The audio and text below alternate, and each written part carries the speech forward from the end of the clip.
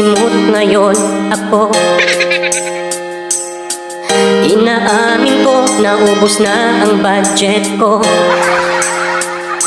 Hirap naman, walang natira. January pa lang, puno, pinatuyo aking ulam. Yan agad aking ulam. Dapat pansin ko, lagi akong tulala.